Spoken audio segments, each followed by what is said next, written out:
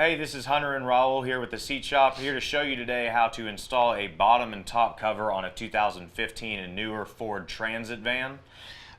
So we're going to go ahead and jump right in here. First, you're going to need to get the seat out of the truck. So this black base here at the bottom, this steel base, that's going to stay bolted in the floorboard. You can actually just take out these 4 Torx bolts that are here in the sliding track. There's going to be 2 at the front, 2 at the back. That's going to be, I believe, a T40. A T40. Yeah, so simply you're just going to scoot the seat back. We'll hold this down because obviously it's not bolted into a vehicle. And you'll probably need a little bit longer extension to get to it. But T40 will come out. Here, let me get that one. Let me pull this one out.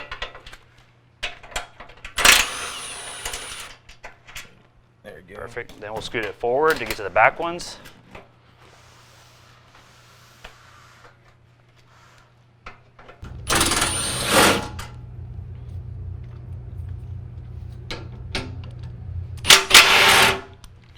And there will be a single power connection that's under this carpet here. When you're in the back, you can actually unvelcro this carpet and see underneath that pan. There's going to be a single connection, but those are just usually a quick connect.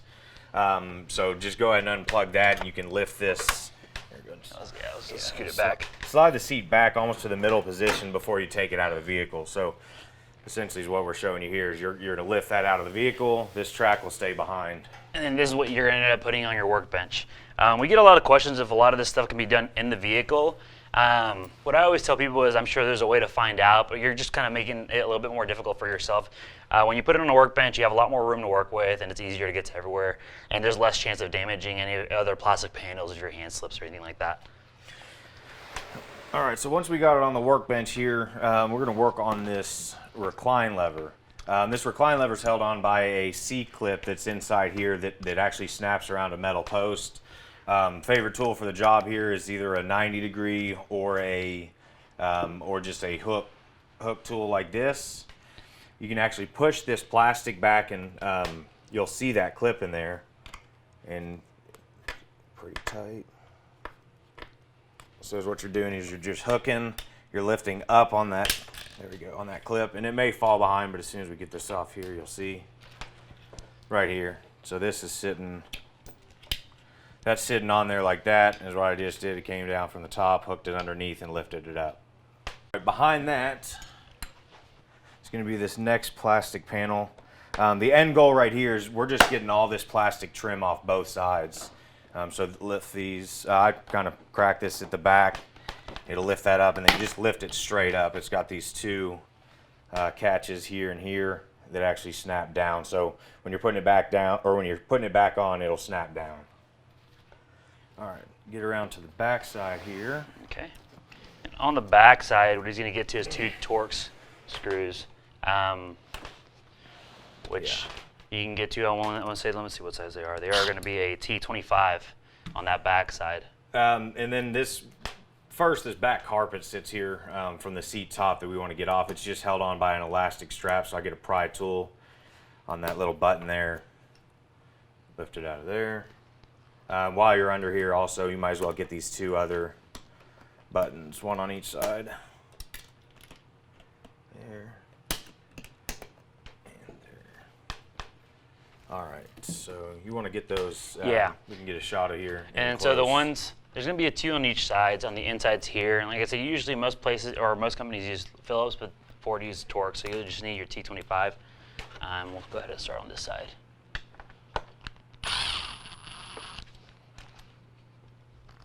There's one, and the other one is back here.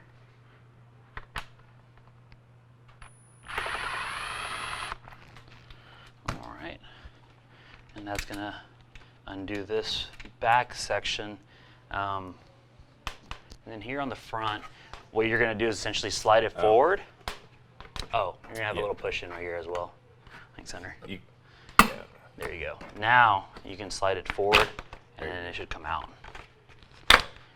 When it slides forward, there's a catch right here, and that's essentially what it's hooking onto. Okay. All right. Also, while he's taking out these other two Torx screws on this side, I'm going to get this plastic J-clip right here. This actually is from the comes from the bottom, so it wraps around this bottom foam and clips on this plastic. So you just get a flathead or a pry tool and just get that J-clip off.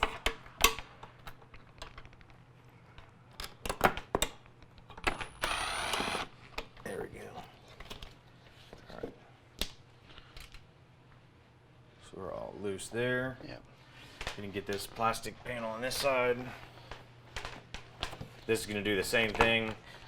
It doesn't have one of those catches though, but you'll just get some clearance from the back and then slide it forward, and then work it around that seat belt. Yep.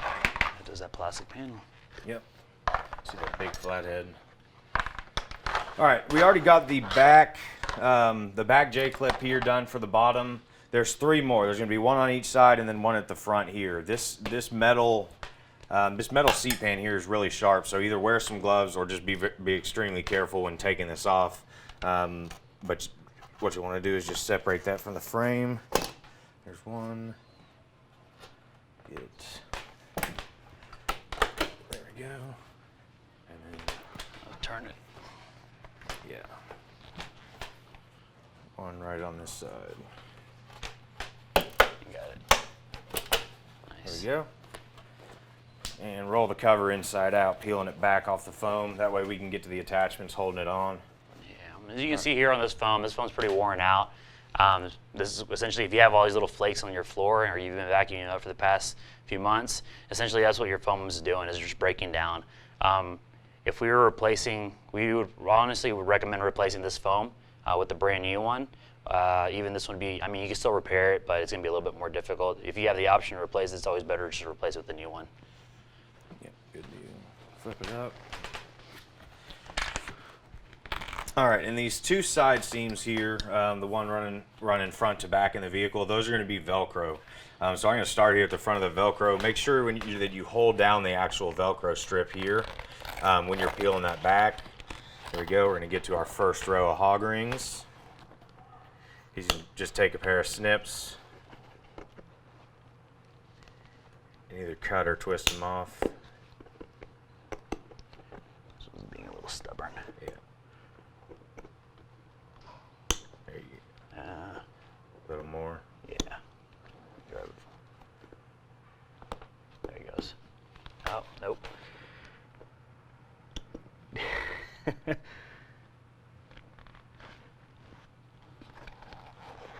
There he goes. Okay.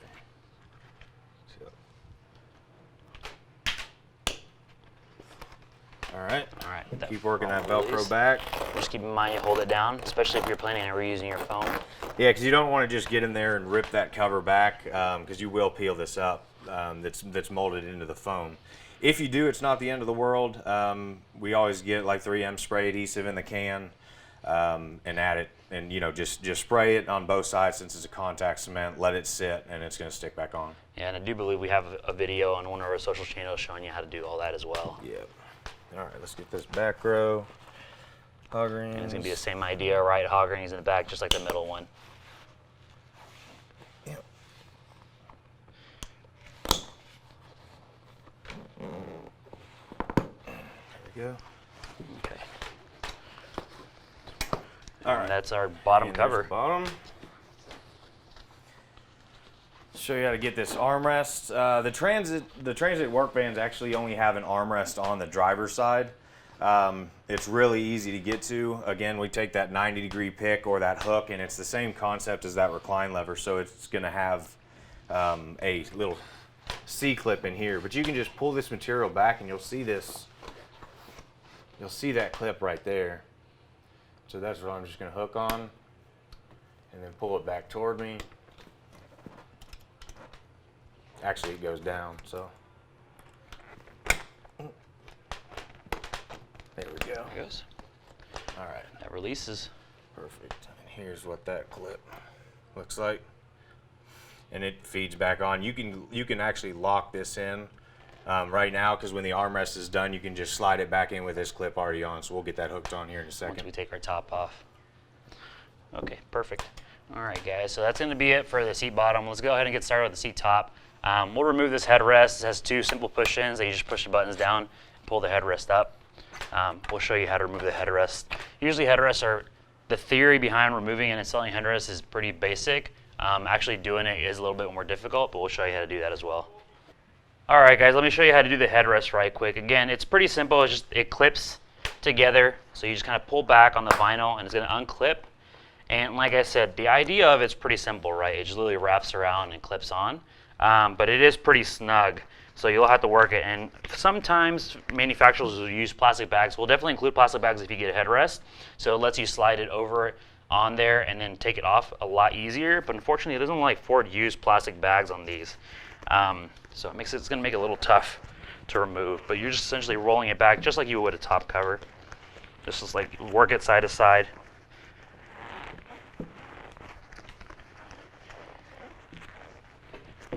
And once you start getting closer to the top, it gets a little skinnier, so it'll become a little easier to do. You don't want to pull too hard on these tabs, just because you'll essentially rip one off. Again, if you're removing it and replacing it, it doesn't matter, I guess, if you rip the old cover, but if you're putting a new cover on, you definitely don't want to tear it. And that's it. Whenever you put your cover on, you're essentially going to put a plastic bag over it. Like I said, it's weird that Ford didn't include one whenever they did theirs, but that's going to be the headrest removal. All right, and on these posts, you can wait to remove the post once you roll the cover up, or you can go ahead and do it now. We actually found out that all you have to do on these is twist them counterclockwise, and they actually just come out, which is really nice and simple compared to most headrest posts. Yeah. I'll set those over there. All right, and then underneath the cover down here, there's going to be two clips that are essentially hooked like so. Okay, so what Hunter and I are going to do is actually unhook them and then start rolling the cover up. We will have a separate section showing you that how, because some of these have an airbag on in the top, some of them don't. But we'll show you once we get to that what the difference is. And if you have an airbag, there'll be a nice little clip in here showing you how to remove that airbag as well. If you don't have an airbag, then you don't have to worry about it. Good. Got it. The one side. Well, if you just get one side undone, you can walk them down. Yeah, and just press this little guy through. Feed this forward. All right, once you press it through, you'll want to grab a corner and pull back and start rolling.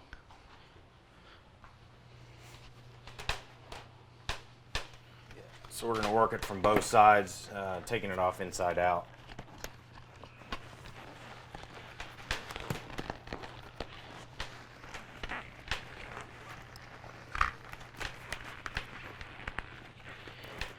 This is going to fit pretty snug, guys, especially on tops, just because most of the time the top foam isn't going to be as worn out as the bottom one will be. So you're not going to have as much play. Yeah. You can reach in here and undo this Velcro too. That'll give you a little more slack to actually get the cover off. On the non-airbag one, it's going to be Velcro running up and down here. On the airbag tops, it's actually going to be hog rings, believe it or not, going up and down. But the hog rings, you're just going to snip just like you would the other hog ring bottoms. It's pretty straightforward. All right, guys, this part's going to be if you have a Transit that happens to have the side impact airbags in the seat, the easiest way to know is it's actually going to say airbag on the tag on the side of it, okay? If yours doesn't say that, you don't have to worry about this section. Specifically, this is for people with airbag in the seat. So the way we know it's got a tag on there, right? When we roll the seat up, everything comes apart just like a regular one does, except here on the sides, you're going to notice that it's got airbag material and it's going to be hog ring to the back. So all we're going to have to do is snip those hog rings. There's going to be two straps that hold it in place. Get that first one. We continue to roll our cover up, right? Just like normal, until we get to the second strap, which is going to be a little bit further up. And essentially what that material is going to be doing is it actually guides the airbag in the correct direction, right? So that way it doesn't accidentally blow in your back or anything like that. So we'll go ahead and snip the second hog ring. And that's going to let our airbag loose. And as you can see, it's actually visible here, the airbag canister itself. That's where the airbag deploys. It's going to blow out through this seam, and this material actually guides it through there. So everything, the thread used here is actually a little bit weaker, and that way it blows out and everything works correctly. And we get that tested out and everything, make sure it works just like a manufacturer would.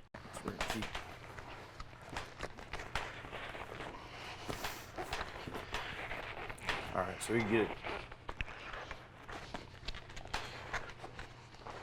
There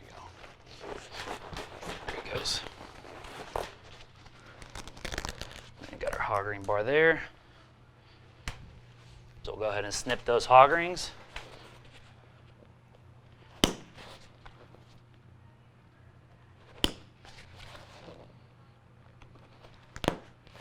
Okay.